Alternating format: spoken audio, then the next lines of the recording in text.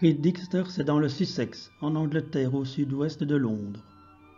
Le bâtiment entouré par le jardin de Great Dixter est très intéressant du point de vue architectural.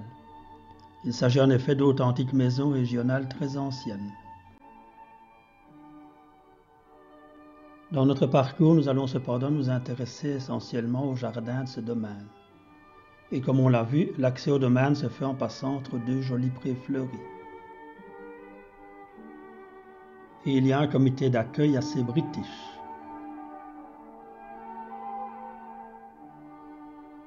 Great Dixter est aussi un centre d'études et de formation en paysagisme.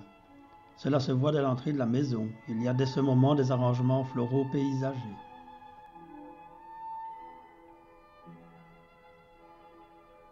On voit ici de plus près.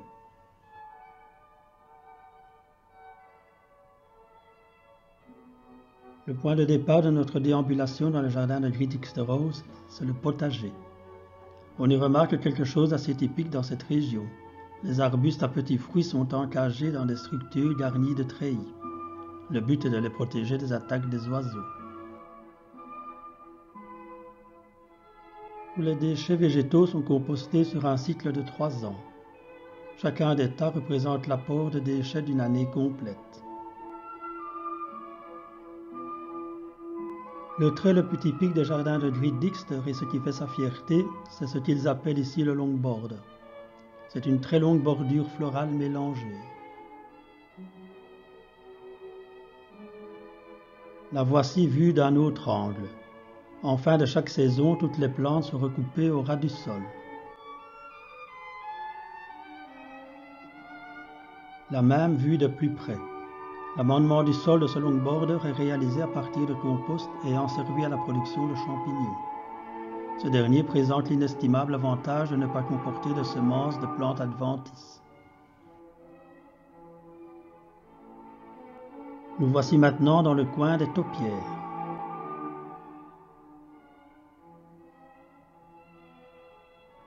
Ces taupières représentent des pans à divers stades de leur vie.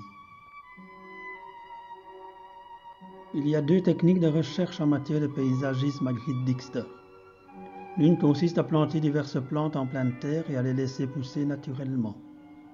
Cela permet de constater leur degré de développement, leur forme naturelle et leur évolution au fil du temps qui passe. L'autre technique consiste à cultiver diverses plantes en pot de manière à observer l'effet de mélange de formes et de couleurs. La culture en pot permet ainsi de réaliser facilement des agencements différents. On voit dans ce cas précis un très beau mélange de formes et de couleurs.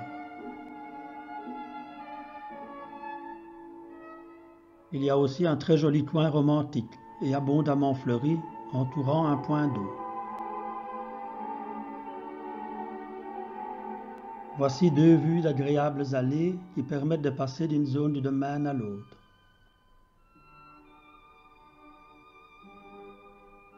Celle-ci, avec son petit portique et son vieil escalier en pierre, est particulièrement réussie.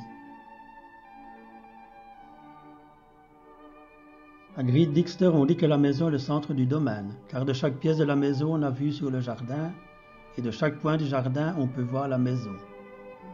C'est ainsi que nous quittons ce très beau domaine, à voir et à revoir sur place.